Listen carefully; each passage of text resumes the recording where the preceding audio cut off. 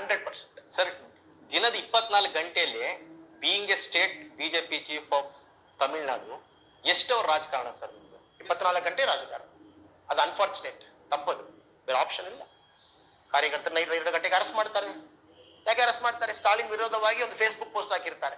2:30 ಮನೆಗೆ ಬಂದು ಎತ್ಕೊಂಡು ಹೋಗ್ತಾರೆ. ಲಾಯರ್ ಅರೇಂಜ್ ಮಾಡಬೇಕು, ಡಿಸ್ಟ್ರಿಕ್ಟ್ ಪ್ರೆಸಿಡೆಂಟ್ಗೆ ಮಾತಾಡ್ಬೇಕು 3 ಗಂಟೆಗೆ, 3:30 ಲೀಗಲ್ ಔಟ್ಕಮ್ ಹೋಗಿ ತಾಯಿಗೆ ಮಾತಾಡ್ಬೇಕು. ಅವ್ರ ಮನೆಯಲ್ಲಿ ಯಾರಾದ್ರು ಏಜ್ ಇದ್ದಾರನ್ನ ಹಾರ್ಟ್ ಅಟ್ಯಾಕ್ ಬಂದ್ಬಿಡುತ್ತೆ, ಅವ್ರಿಗೆ ಸಮಾಧಾನ ಹೇಳ್ಬೇಕು.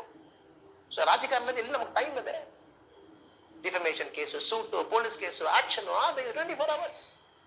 ಇಲ್ಲಿ ಏನೋ 6 ಗಂಟೆಗೆ ಬ್ರೇಕ್ ತಗೊಂಡ್ಬಿಟ್ಟು ಸೆಲ್ ಫೋನ್ ಸ್ವಿಚ್ ಆಫ್ ಮಾಡಿಬಿಟ್ಟು ರಿಟೈರ್ ಆಗ್ಲಿಕ್ಕಿಲ್ಲ. ಇಲ್ಲ, ಇಟ್ಸ್ ಗ್ರೋಯಿಂಗ್ ಸ್ಟೇಟ್.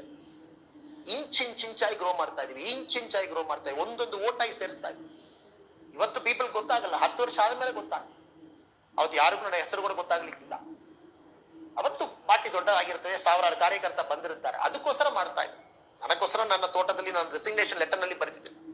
ಅವತ್ತಿರುವ ಕುರಿ ಇನ್ನ ತೋಟದಲ್ಲಿ ಇದೆ, ಸ್ವಲ್ಪ ಕುರಿ ಜಾಸ್ತಿ ಮಾಡಿದೆ.